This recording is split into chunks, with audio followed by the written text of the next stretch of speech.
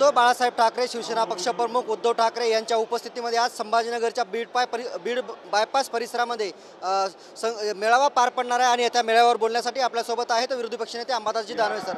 कसा असणार आहे सगळा शिवसंकल्प मेळावा? मला वाटतं हे आमचं शिबिर आहे।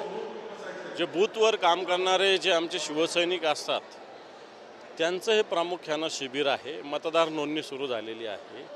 एक मतदान किती महत्त्वाचं असतं हा विषय आहे। नवीन टेक्नॉलॉजीनं नोंदणी कशा पद्धतीनं होते, मग शेतकऱ्यांचे प्रश्न काय, कष्टकऱ्यांचे प्रश्न काय, या शेतकऱ्यांच्या प्रश्नाकडे कसं सरकारचं दुर्लक्ष आहे, नंतर आमच्या या सगळ्या भागातील राजकीय आव्हानं काय आहे आणि या सगळ्याच्यावर मात करत करत येणाऱ्या काळात विधानसभेवर भगवा कसा पद्धतीनं फडकवायचा आहे। वाटतं याच्यासाठी हे शिबिराचं आयोजन आम्ही संभाजीनगर शाखेनं केलेलं आहे। विधानसभेचं रणशिंग फुकणार असं म्हणायला लागलं? बिलकुल, विधानसभेचं रणशिंग त्याची सुरुवात ही आहे। ही काय वेगळं काही नाही आहे, हे विधानसभेच्या निवडणुकीची ही तयारी आहे। कुठेतरी तुम्ही आता भाजपला फोडण्यात यशस्वी झाला, भाजपचे जे कार्यकर्ते फोडण्यात यशस्वी झाला आहेत संभाजीनगरमध्ये, किती कार्यकर्ते भाजपचे असले तर किती जणांचा प्रवेश आज होणार आहे? वाटतं कोणत्या पक्षाचे कार्यकर्ते फोडणं वगैरे हा उद्देश नाही आहे। आमचा पक्ष मजबूत करणं हा आमचा उद्देश आहे आणि जर कोणाची इच्छा असेल आणि तो आल्याने जर आमचा पक्ष मजबूत होत असेल तर मला असं वाटतं अशा पद्धतीनं कोणी पक्षात आलं तर त्याला थांबवण्याची काही गरज नाही।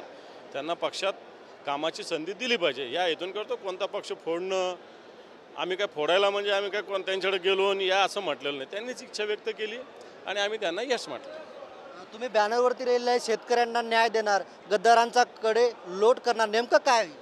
बरोबर आहे, कारण आजकाल आत्ताच्या घडीला शेतकऱ्यावर प्रचंड अन्याय या महाराष्ट्रात या देशात आहे। त्याला न्याय उद्धवजी ठाकरे साहेबांसुद्धा मुख्यमंत्री झाल्या 2 लाखाची कर्जमाफी कर्जमुक्ती केली होती आणि मला वाटतं गद्दाराचं पेव या संभाजीनगरात मोठ्या प्रमाणावर फुटलेलं आहे। यांनासुद्धा कडेलोट करण्याची आवश्यकता आहे। मला वाटतं ते ब्रीदवाक्य घेऊन आम्ही ह्या निवडणुकीत काम करणार। वरळीच्या हिट रन प्रकरणी शिवसेनेच्या उपनेत्या पोलिसांच्या ताब्यात आहेत। अपघातावेळी गाडीत असला मुलगा आणि ड्रायव्हर फरार होता, आता ते उपनेत्या शिवसेनेच्या ताब्यामध्ये आहेत। कोण, काय नाव? वरळीच्या त्यांचं नाव माहिती? ठीक आहे, कोण असेल, शिवसेनेचे उपनेते असेल नाही तर कोण असेल, जर कायद्याचं कोणी पालन नाही केलं तर कारवाई व्हायला काय, आम्ही काय थोडी म्हणतो हे शिवसेनेचं आहे म्हणून याच्यावर कारवाई करू नका। चूक झाली असेल कारवाई व्हावी। मनोज जरांगे पाटील परत एकदा मराठवाड्यामध्ये दौरा सुरू केला आहे। काल हिंगोलीमध्ये त्यांनी मोठं शक्ती प्रदर्शन केलेलं आहे आणि परत ते त्यांच्या आरक्षणाच्या मुद्द्यावरती ठाम आहेत। तुम्ही त्यांचा कसं? मला असं वाटतं शक्ती प्रदर्शनने जनताच त्यांच्या मागे मोठ्या प्रमाणावर आहे, त्यामुळे शक्ती प्रदर्शन ते स्वतः करतच नाही। या मराठा समाज मोठ्या संख्येनं त्यांनी तो जो मराठा समाजासाठी जो लढा ते देत आहेत त्याच्या मागे ती उभं आहे। त्यामुळे शक्ती प्रदर्शन मला वाटत नाही, शक्ती प्रदर्शन आपोआपच जनता या सगळ्या विचाराच्या मागे उभी आहे। निश्चितच मनोज जरांगे पाटील यांच्या ज्या आहेत जनता उभी असल्याचं अंबादास दानवे यांनी सांगितलं आहे। कॅमेरामॅन मिलिंदसह मी रमेश शेंडके, TV9 मराठी, छत्रपती संभाजीनगर।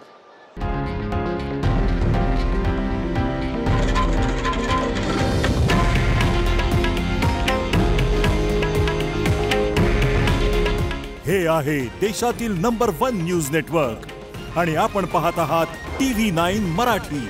काळजी तुमची, हित महाराष्ट्राचं।